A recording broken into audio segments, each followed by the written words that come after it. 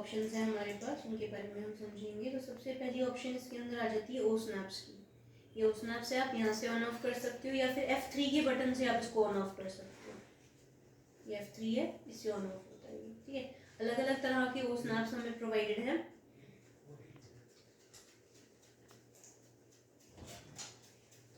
जैसे मैं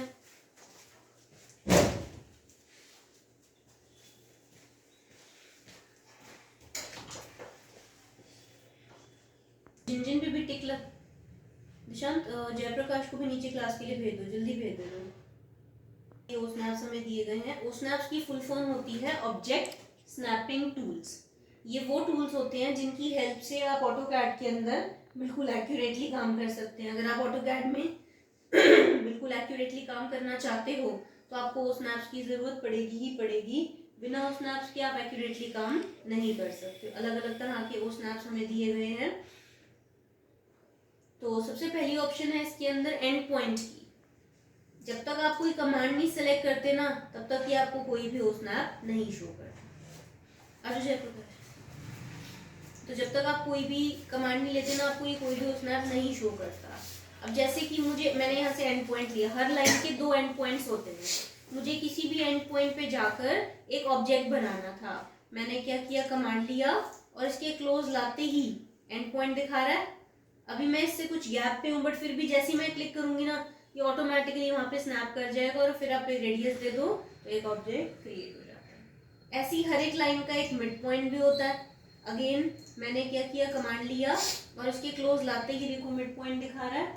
मैंने क्लिक करके एक वैल्यू दी तो एक ऑब्जेक्ट क्रिएट हो जाता है। जैसे लाइन का मिड पॉइंट होता है, सर्कल का सेंटर होता है। मेरे पास एक सर्कल है और इसके सेंटर से मुझे एक और सर्कल बनाना था, तो मैंने जाके यहाँ से सेंटर ऑप्शन ऑन किया, ओके, कमांड लिया और जैसे ही इसके क्लोज लाएंगे यहाँ पे ये सेंटर मार्क दिखा देगा। आप क्लिक करके एक वैल्यू दो तो एक ऑब्जेक्ट क्रिएट हो जाता है। नेक्स्ट इसमें नोड आ जाता है। ये पॉइंट के टॉपिक से रिलेटेड है, ये हम आगे करेंगे। फिर आ जाता है क्वाड्रेंट। पूरा सर्कल 360 डिग्री का होता है। अगर मैं एक सर्कल के 4 हिस्से कर देती हूँ तो हर एक हिस्सा 90 डिग्री का होता है और हर एक हिस्से को हम क्वाड्रेंट कहते हैं। तो मैंने क्वाड्रेंट ऑन किया, ओके, कमांड लेंगे और जैसे ही इसके क्लोज लाएंगे क्वाड्रेंट मार्क दिखा रहा है। मैंने क्लिक करके एक वैल्यू दी तो एक ऑब्जेक्ट क्रिएट हो। तो हर सर्कल के 4 क्वाड्रेंट। फिर इसमें आ जाता है इंटरसेक्शन। ऑटोकैड में जहां पर भी 2 ऑब्जेक्ट्स मीट करते हैं ना, वो इंटरसेक्शन पॉइंट होता है। जैसे ये पॉइंट है, ये इंटरसेक्शन है। आपने कमांड लिया और उसके क्लोज लाते ही क्रॉस इंटरसेक्शन मार्क दिखा रहा है। मैंने क्लिक किया और एक ऑब्जेक्ट क्रिएट कर लिया। अब ये जो पॉइंट है ये भी इंटरसेक्शन है।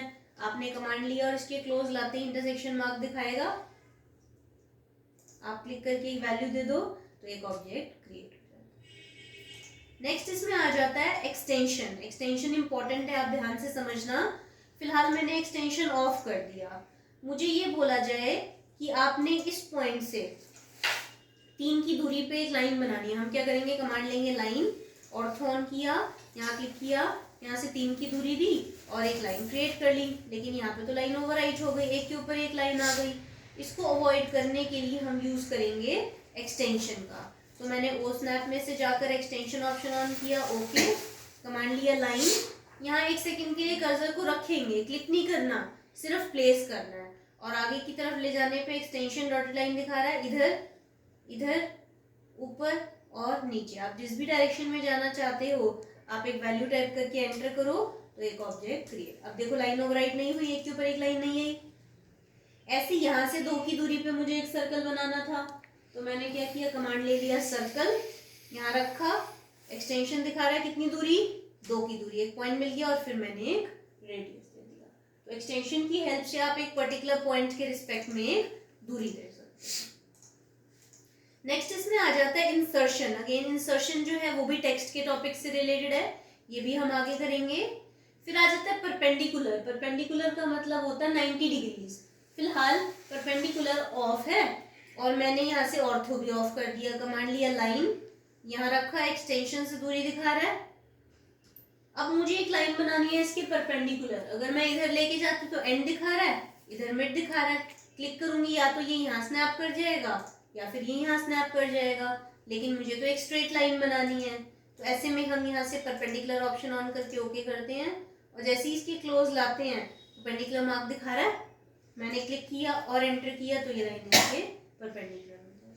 तो परपेंडिकुलर में लाइन लेके एक पॉइंट बाहर और दूसरा उसके क्लोज लाते ही परपेंडिकुलर मार्क दिखाता है, हम क्लिक करते हैं और एंटर करते हैं तो ये लाइन इसके परपेंडिकुलर में। नेक्स्ट इसमें आ जाता है टेंजेंट। टेंजेंट क्या होता है? टेंजेंट एक ऐसी लाइन होती है जो सर्कल को एक पॉइंट पे टच करते हुए जाती है। मेरे पास एक सर्कल है और इसकी टेंजेंटली मुझे एक लाइन पास करनी है, तो मैंने यहाँ से जाके टेंजेंट ऑप्शन ऑन किया, ओके, कमांड लेंगे लाइन, एक पॉइंट बाहर क्लिक किया और दूसरा जैसे ही इसके क्लोज लाएंगे ये आपको एक टेंजेंट मार्क दिखा देगा। आप क्लिक करो तो ये लाइन इसकी टेंजेंटली हो जाती है। तो टेंजेंट में लाइन लेके एक पॉइंट बाहर और दूसरा उसके क्लोज लाते ही टेंजेंट मार्क दिखाता है, क्लिक करके एंटर करो, टेंजेंटली हो जाती है। नेक्स्ट इसमें आ जाता है नियरेस्ट। नियरेस्ट का मतलब होता है नजदीक, किसी भी पॉइंट के नजदीक। फिलहाल नियरेस्ट ऑफ है और मैंने यहाँ से जो है मुझे ये बोला जाए कि आपने यहाँ पे कहीं पे इस पॉइंट पे एक सर्कल बनाना है, पर मुझे इस पॉइंट की दूरी नहीं पता। अगर दूरी पता होती तो मैं एक्सटेंशन देके कर लेती, बट गैप पता नहीं है। ऐसे में जब हम कमांड लेते हैं तो इधर एंड मिड ऐसे दिखा रहा है, लेकिन मुझे तो यहाँ पे कहीं पे एक ऑब्जेक्ट बनाना है, तो ऐसे में हम जाके यहाँ से नियरेस्ट ऑप्शन ऑन करते हैं और ओके कर लेते हैं। अब देखो ये हर जगह आपको नियरेस्ट दिखाता रहेगा, जहाँ मिड है वहाँ मिड आ गया, जहाँ एंड है एंड वहाँ एंड आ गया, बाकी सभी जगह नियरेस्ट दिखा रहा है। आप किसी भी जगह में जाके क्लिक करके और एक वैल्यू दो तो एक ऑब्जेक्ट क्रिएट। लेकिन जब आपको नियरेस्ट की जरूरत ना हो ना, आप इसको ऑफ कर देना, अदरवाइज ये हर जगह आपको नियरेस्ट ही दिखाता रहेगा, जहां आपको जरूरत नहीं है वहां पे भी। फिर आ जाता है एपरेंट इंटरसेक्शन। एपरेंट इंटरसेक्शन का काम सेम एक्सटेंशन के जैसा होता है। मेरे पास दो लाइंस हैं, मैं चाहती हूँ कि जहाँ पे भी दोनों लाइंस, क्योंकि ये पैरेलल नहीं है, समानांतर नहीं है, अगर हम इनको एक्सटेंड करेंगे तो ये एक जगह पे जाकर मिल जाएंगी। मैं चाहती हूँ कि जहाँ पर भी ये दोनों लाइंस एक्सटेंड करके मीट करें वहाँ पे मुझे एक सर्कल बनाना है। मैंने कमांड लिया, यहाँ रखा एक्सटेंशन, यहाँ रखा एक्सटेंशन, जहाँ भी मिल जाएंगी वहाँ जाके क्लिक कर दो, एक वैल्यू दे दो तो एक ऑब्जेक्ट क्रिएट। और एक लास्ट ऑप्शन इसमें पैरेलल की आती है। पैरेलल का मतलब समानांतर होता है। मुझे इस लाइन के पैरेलल एक और लाइन बनानी थी, तो मैंने क्या किया, कमांड लिया लाइन, एक पॉइंट बाहर क्लिक किया, दूसरा एक सेकंड के लिए इसके ऊपर रखेंगे, क्लिक नहीं करना, सिर्फ प्लेस करना है। और जैसे ही इससे गैप पे लेके जाएंगे एक पैरेलल लाइन और एक पैरेलल मार्क दिखा रहा है उसके ऊपर जिसके पैरेलल आपने बनानी है। Simply length of the line देके एंटर करो तो ये लाइन इसके पैरेलल। तो ये सभी आते हैं हमारे ओ स्नैप्स के अंदर। नेक्स्ट ऑप्शन इसके अंदर आ जाती है ग्रिड्स। ये ग्रिड्स है, आप इसे यहाँ से ऑन ऑफ कर सकते हैं या फिर F7 से आप इसको ऑन ऑफ कर सकते हो। ग्रिड्स का इस्तेमाल हम करते हैं ग्राफ के जैसे काम करने के लिए। जैसे हम मैनुअली जब काम करते हैं तो ग्राफ पेपर होता है ना, मैथ्स में जैसे हम यूज करते थे ग्राफ पेपर शीट होती है, तो ऐसे ही यहाँ पे भी देखो हमें ग्राफ दिया गया है। ग्रिड्स का बेसिकली हम इस्तेमाल वहाँ करते हैं जब हमारी ड्राइंग बड़ी होती है तो हम उसको अलग अलग हिस्सों में बांट बांट के काम करते हैं, या फिर जो है ना हम, या फिर जैसे कि हमारा काम इक्वल स्पेसिंग्स का होता है तो भी हम ग्रिड्स का इस्तेमाल करते हैं। तो हमने यहाँ पे ग्रिड्स ऑन की और अभी आप देख रहे हो यहाँ पे लाइंस आ रही हैं ग्रिड्स पे। अगर आप चाहो तो इन लाइंस की इंटरसेक्शन पे पॉइंट्स भी ले सकते हो। उसके लिए आप ग्रिड्स पे राइट क्लिक करो, सेटिंग में जाओ, यहाँ पर हमारे पास ऑप्शन आ जाती है एक 2D मॉडल स्पेस की, आप इसको ऑन कर लो और ओके कर दो, पॉइंट दिखा रहा है, ठीक है। ऐसे ही अगर आप यहाँ पे जाके इसको ऑफ करके ओके कर देते हो तो ये आपको लाइन शो करता है। अब इन पॉइंट्स या लाइंस के बीच में एक्स और वाई में इक्वल स्पेसिंग्स है, गैप्स हैं, उन गैप्स को आप अपने हिसाब से बढ़ा या घटा सकते हो। यहाँ पे है grid X spacing, grid Y spacing. फिलहाल ये 0.5 है, मैंने इसे चेंज करके 1 कर दिया। जैसे ही एक्स चेंज करते हैं ना ऑटोमेटिकली वाई भी चेंज हो जाता है। ऐसे ही अगर आप वाई चेंज करोगे, वाई की वैल्यू, एक्स भी चेंज हो जाएगा। अगर आपने दोनों की अनइक्वल स्पेसिंग्स रखनी है तो यहाँ पर एक ऑप्शन है इक्वल एक्स वाई स्पेसिंग्स की, आप इसको ऑफ कर दो। अब आप दोनों की अनइक्वल स्पेसिंग्स भी रख सकते हो, एक्स में 1 वाई में 2। लेकिन अगर आप equal x Y spacings on रखोगे तो जो भी वैल्यू आप एक्स की दोगे वही सेम वो वाई की भी ले लेगा। तो ग्रिड में समझने के लिए इतना ही है।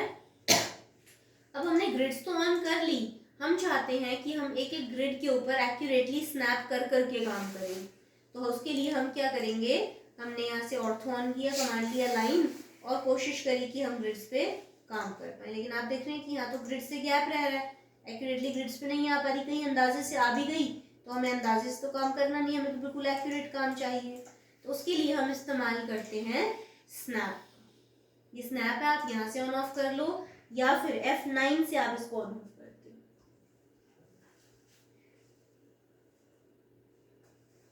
स्नैप ऑन किया, कमांड लिया, अब देखो ये अटक अटक के चल रहा है, स्नैपिंग कर रहा है, क्योंकि ग्रिड्स की स्पेसिंग्स 1 है और स्नैप की स्पेसिंग्स 0.5 है बाय डिफॉल्ट, तो इस वजह से कि ग्रिड के बीच बीच में जंप कर रहा है।